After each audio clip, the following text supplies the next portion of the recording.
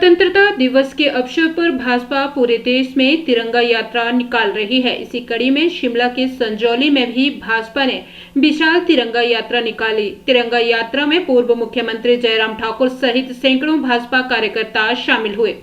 इस मौके पर नेता प्रतिपक्ष जयराम ठाकुर ने कहा कि आज पूरे देश के लिए गौरव का दिन है। प्रधानमंत्री नरेंद्र मोदी ने लगातार 11वीं बार लाल किले से देश को संबोधित किया है। उन्होंने कहा कि हर घर तिरंगा अभियान के तहत गांव-गांव में लोग सम्मान के साथ तिरंगा झंडा अपने घरों पर लगा रहे हैं। प्रधानमंत्री ने 2047 तक विकसित भारत के विजन को लेकर बात कही है। इसके अलावा कई बड़े फैसलों को लेकर, जिसमें एक राष्ट्र एक चुनाव, कॉमन सिविल कोड के लिए भी सभी राजनीतिक दलों से सहयोग की बात कही है। सबसे पहले तो मैं सभी को स्वतंत्रता दिवस के इस अवसर पर बहुत बहुत बधाई देता हूं, शुभकामनाएं देता हूं। आज शिमला में तिरंगा यात्रा के दौरान हमको उसमें शामिल होने का सौभाग्य प्राप्त हुआ।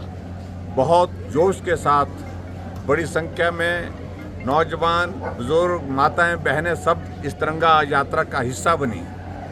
और ख़ास तौर से आदरणीय प्रधानमंत्री नरेंद्र मोदी जी ने जिस प्रकार से पूरे देश के लोगों से आह्वान किया कि ये स्वतंत्रता बहुत लंबे संघर्ष के पश्चात मिली है, और स्वतंत्रता दिवस जब हम मनाते हैं तो हमको इसको पूरे जश्न के साथ, जुनून के साथ, खूब उत्सव के रूप में मनाना चाहिए।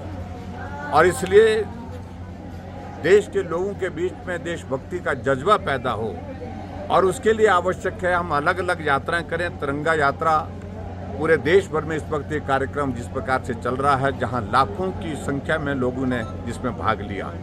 और उसी के साथ आदरणीय प्रधानमंत्री जी ने एक और बात भी कही कि हर घर तिरंगा, घर घर तिरंगा, हर घर तिरंगा। और उस कार्यक्रम के अंतर्गत भी पूरे देश भर में हर घर में, गांव में जाएं चाहे शहर में जाएं, लोग तिरंगा झंडा बहुत सम्मान के साथ अपने घरों में लहरा रहे हैं। और ये निश्चित रूप से हम सब के लिए खुशी की बात है। आज प्रधानमंत्री जी ने जिस प्रकार से राष्ट्र को संबोधित किया, 11वीं बार लगातार उनने अपना संबोधन दिया, और अब की बार तीसरी बार प्रधानमंत्री बनने के पश्चात पहला संबोधन उनका ये था, जो 2049 यानी कि 2047 का एक विजन उन्होंने दिया। और जिस विजन के अंतर्गत 2047 में भारत जो है पूरे विकसित देश के रूप में दुनिया के सामने प्रस्तुत हो, इस बात का भी उन्होंने जिक्र किया। और मुझे इस बात की खुशी है, बड़े निर्णय लेने के भी फैसले की दिशा में उन्होंने अपनी बात कही है। 1 नेशन 1 इलेक्शन, एक बात ये भी कही है। और इसमें उन्होंने पूरे सभी राजनीतिक दलों से भी सहयोग मांगा है। और उसके साथ साथ में कॉमन सिविल कोड का भी जिक्र किया उन्होंने विशेष तौर से। आज की ये आवश्यकता है। और जिस तरह से उन्होंने एक बात की, आओ हम परिश्रम करें, मेहनत करें। मैं तीसरी बार अगर प्रधानमंत्री बना हूं, मैं 3 गुना ताकत के साथ, 3 गुना ज़्यादा मेहनत करके देश को जिस लक्ष्य को के साथ हमने आगे बढ़ाने के लिए काम करना है, उस लक्ष्य को हासिल करने के लिए हम कोशिश करेंगे।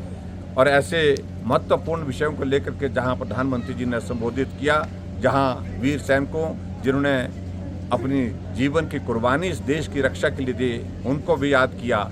और जिन महापुरुषों ने देश की आज़ादी के लिए लंबा संघर्ष लड़ा, उनको भी स्मरण किया। मैं प्रधानमंत्री जी को भी आज के इस अवसर पर, जहां स्वतंत्रता दिवस का ये 78वां साल है, बधाई देता हूं और आदरणीय प्रधानमंत्री जी का आभार व्यक्त करता हूं। Thank you.